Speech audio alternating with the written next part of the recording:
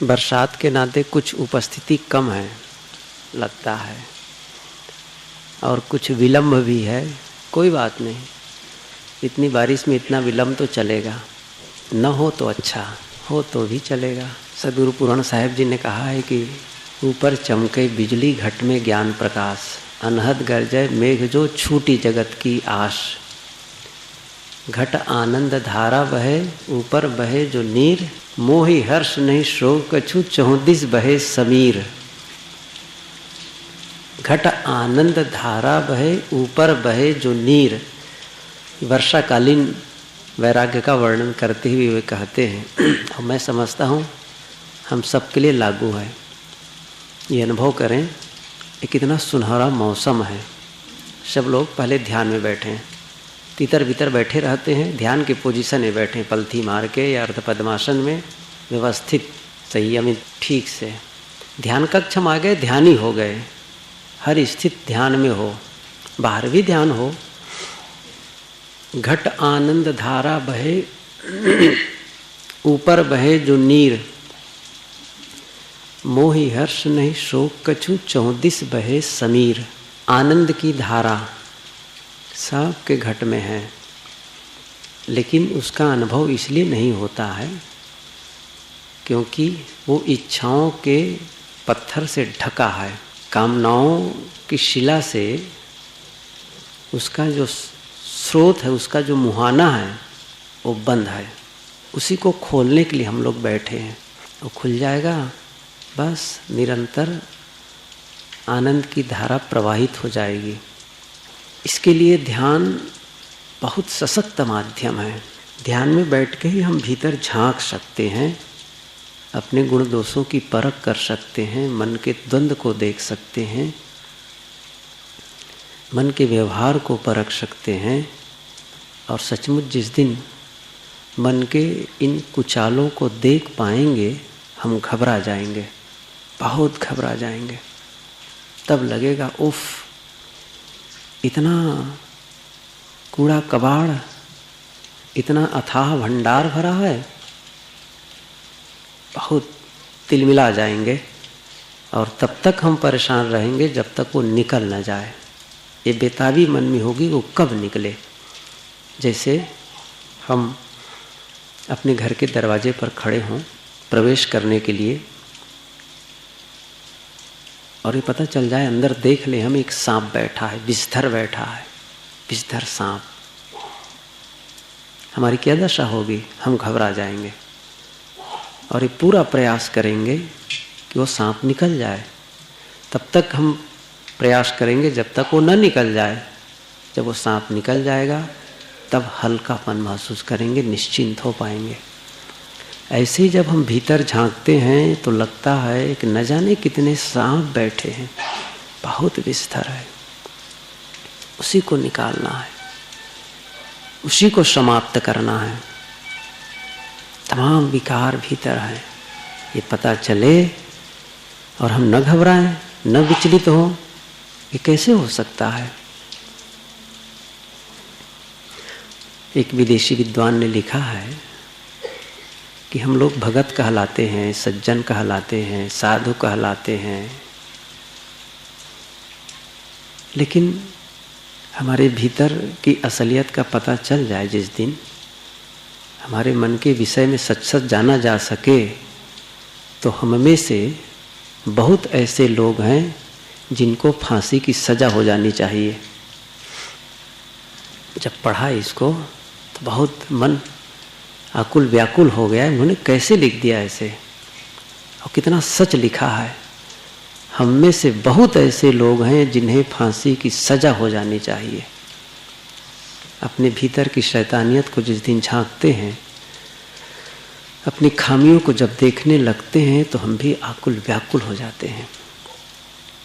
तब दूसरों का दोष देना बंद करके हम अंदर अंदर ये महसूस करते हैं कि बुरा जो देखन मैं चला, बुरा न मिलिया कोई। साहब ने अनुभव करके कहा है। हम लोग तो सुन के कहते हैं, पढ़ के कहते हैं, बहुत अंतर है। अनुभव करना है। आज इसी के लिए बैठे हैं सभी साधक। भीतर झांके और आज स्वर साधना करें। स्वर साधना, स्वर श्वास का आना जाना, सांस आ रही है जा रही है, ये अनुभव हो। रोज सांस लेते हैं, बहुत बड़ा मित्र है ये हमारा, जन्म लिए हैं तब से। और कब तक का मित्र है? जब तक शरीर छोड़ न दे, अंत तक, आदि से अंत तक हमारा ये प्यारा मित्र है। निष्काम सेवा, कुछ मांगता नहीं है हमसे, हमको जिलाए रखता है। उस श्वास से मित्रता करनी है, उस श्वास से प्रेम कर लो। कह भाई देखो, आओ और जाओ तो बताते जाओ, उसका ख्याल रखते जाओ। कब आ रहे हो, कब जा रहे हो, बिल्कुल उसके साथ मित्रता। तभी स्पर्श करने, तभी अनुभव होने लगेगा कि मैं श्वास ले रहा हूँ। दीर्घ श्वास की बड़ी चर्चा है। ये भी कहते हैं कि हमको नाप जोक करके श्वास मिला है। कितने श्वास आपको मिले हैं, जितने करोड़ मिले हों, कितने अरब मिले हों, वो अलग है। तो रोज़ यदि वो हम जल्दी जल्दी श्वास लेते हैं, जल्दी खत्म हो जाएगा। दीर्घ श्वास, उसके लिए बहुत महिमा गाते हैं कई लोग।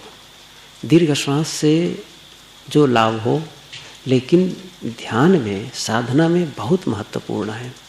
धीरे धीरे धीरे धीरे लें, धीरे धीरे छोड़ें, तो उसका बड़ा प्रभाव होगा स्वास्थ्य के लिए और मन के लिए। तो सभी साधक श्वास की साधना करें, स्वर योग करें। और मैंने कल कहा था कि शरीर के किसी अंग में तनाव न हो, इसीलिए कई शिविरों में शिथिलीकरण की प्रक्रिया कराई जाती है।